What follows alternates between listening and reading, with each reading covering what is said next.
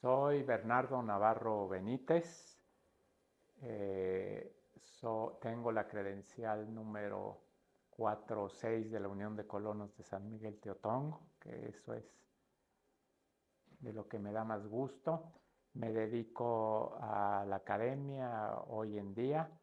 Llegué a San Miguel, si no me acuerdo mal, a finales de 1973 y continué muy estrechamente vinculado a San Miguel hasta 78. Luego volví a San Miguel con proyectos específicos que les platicaré entre más o menos 94 a 99. Bueno, al inicio llegué con lo que se llamó el grupo de estudiantes, que éramos un grupo de compañeros de la Facultad de Economía de la UNAM. Bueno, entonces había una gran efervescencia en las universidades y había una discusión eh, de cuál era el futuro del movimiento político-social, de la transformación. Y ganaba la posición de que el movimiento obrero era muy relevante, el movimiento laboral, y en segundo lugar los campesinos.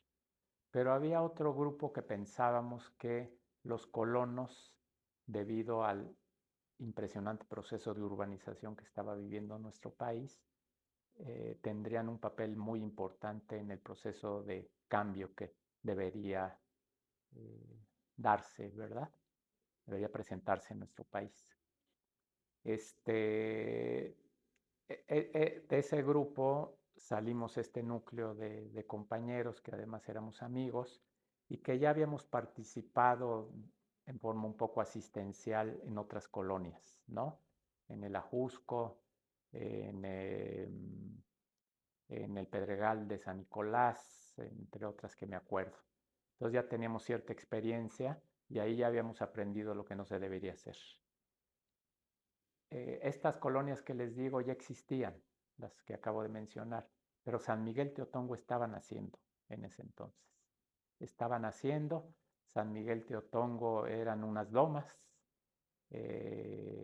con algunas milpas de temporal y con la presencia de unos pocos habitantes en torno a lo que sería luego el núcleo de la colonia, que era un mercado en la zona baja, que por mercado entiendan ustedes puestos de maderas y láminas, ¿verdad?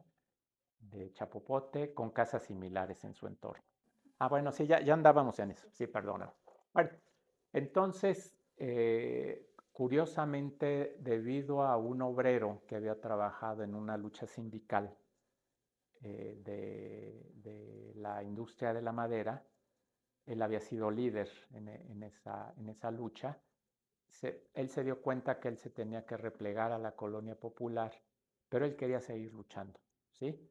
Entonces buscó entrevistarse con gente que pudiera ayudar e invitó a otros compañeros de San Miguel inquietos y nos reunimos en Zaragoza. No me acuerdo, tomamos un taco o algo así, porque todavía en esa época se podía pagar los tacos y platicamos. Ese compañero era Rafael Lili, que ya falleció, pero que era un personaje sensacional.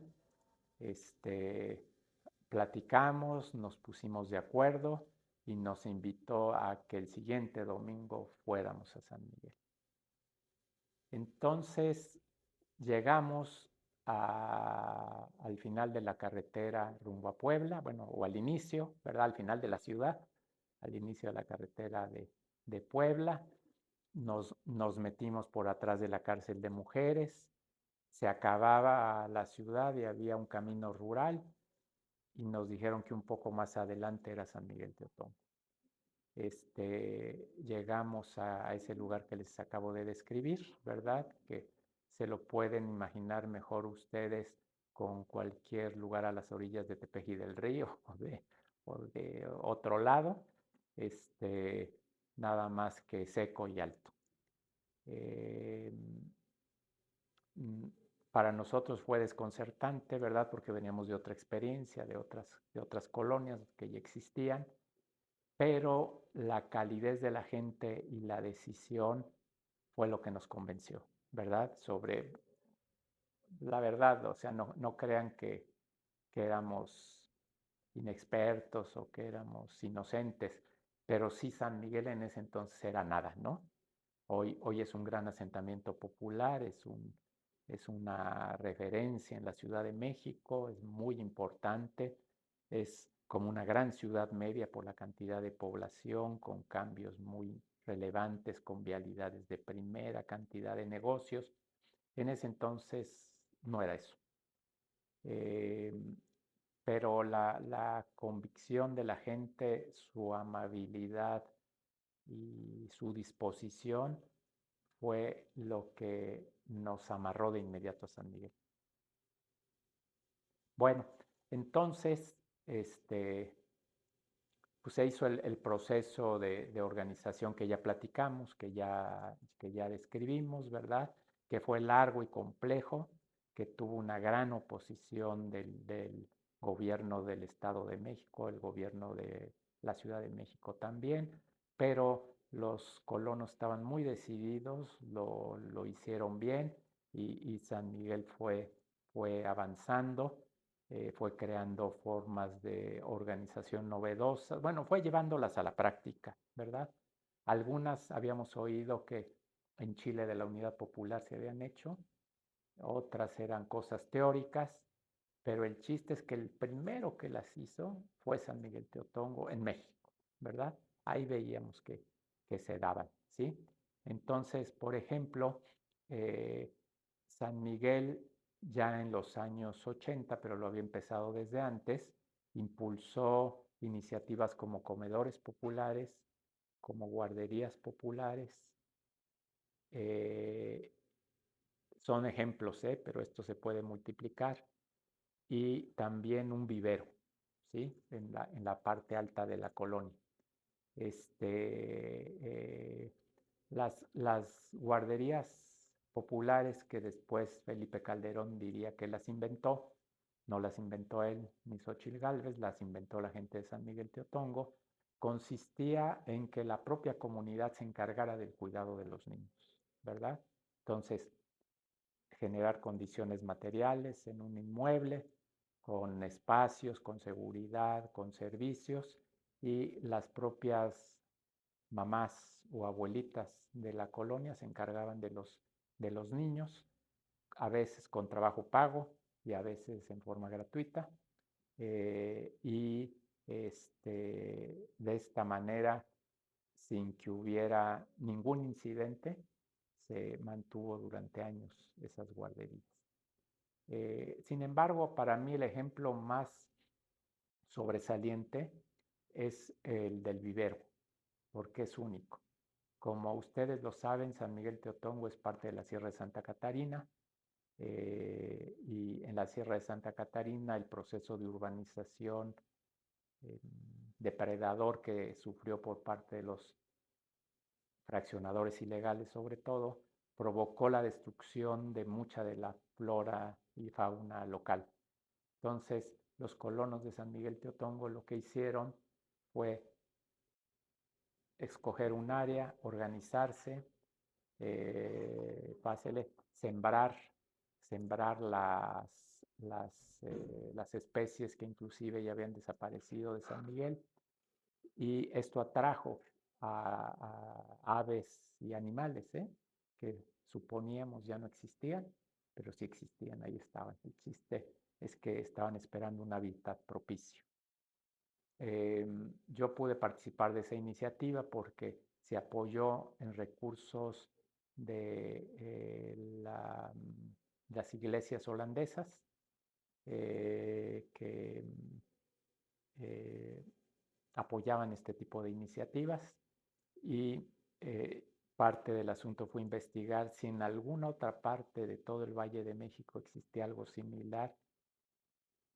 Mi hipótesis era que en las colonias ricas sí lo había, por ejemplo en el Pedregal de San Ángel, pero encontramos que no, que ninguna ninguna colonia del Valle de México, incluido el Estado de México, tenía iniciativas de ese tipo, viveros propios gestionados por la propia comunidad.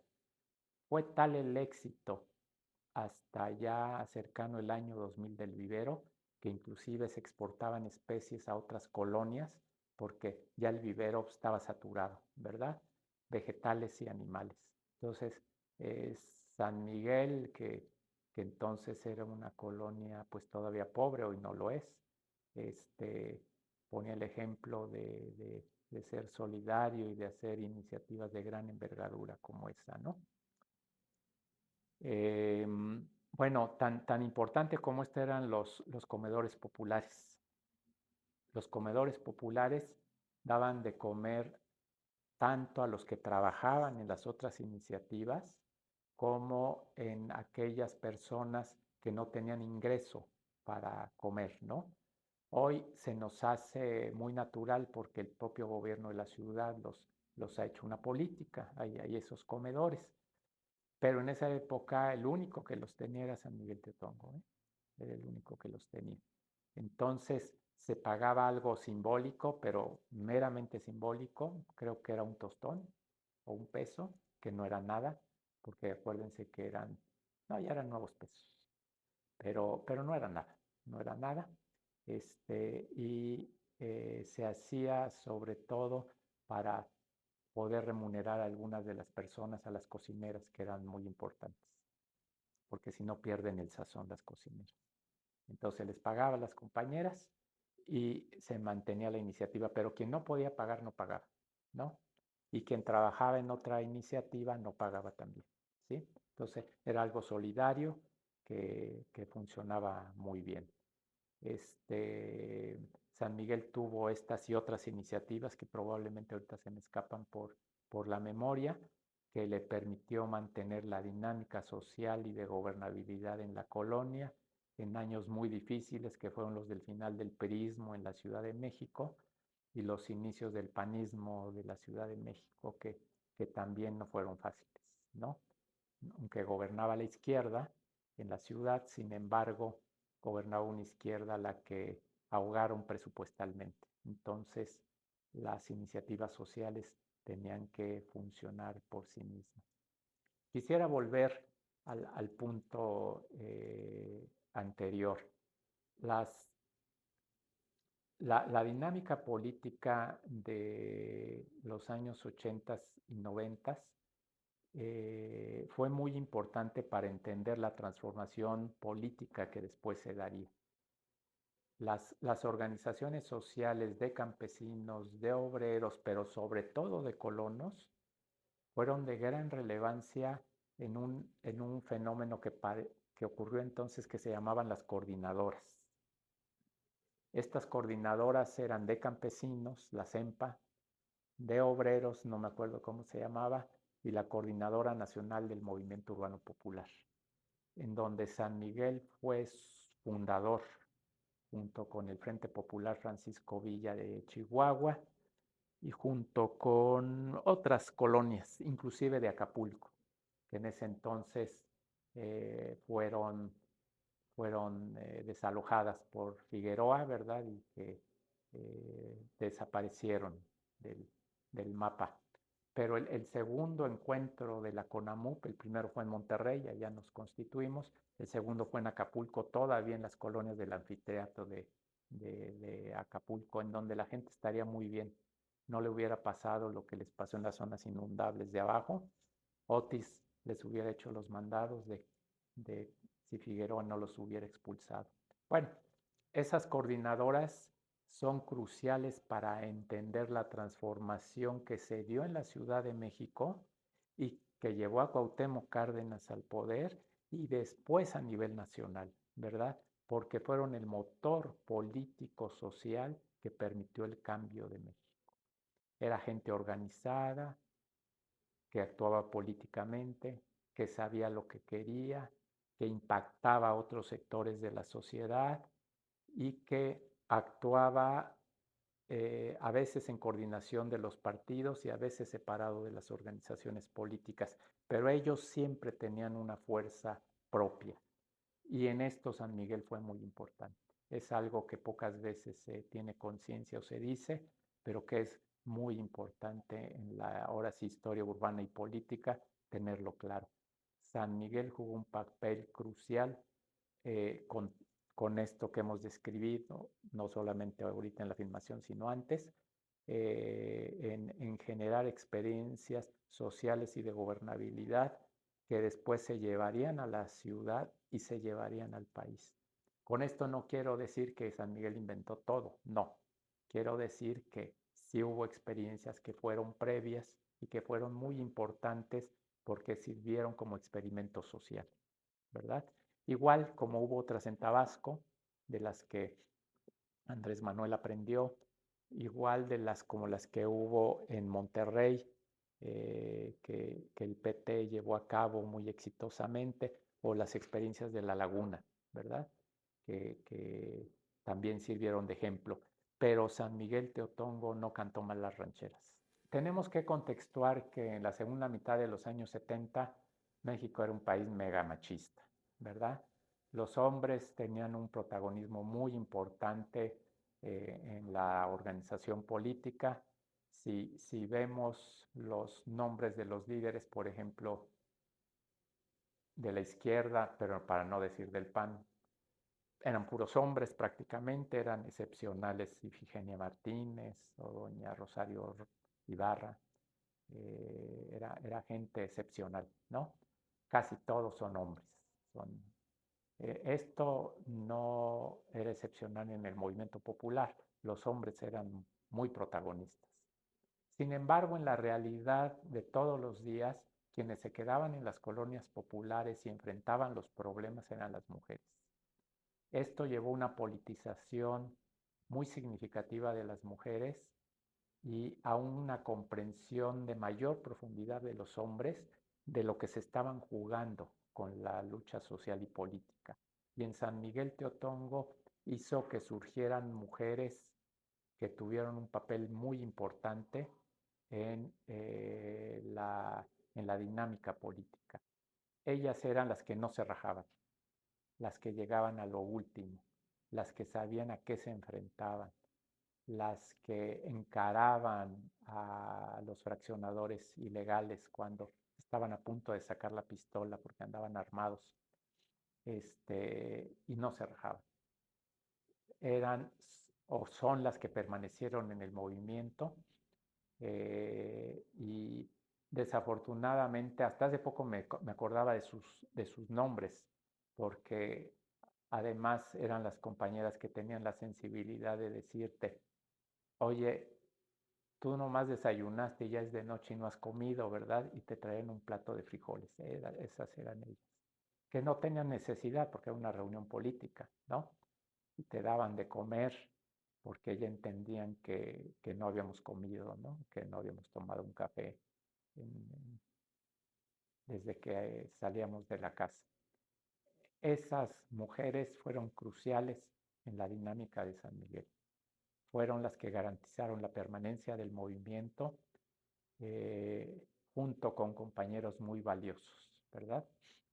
Desafortunadamente, ellas no aparecen mucho, de ellas no se menciona mucho.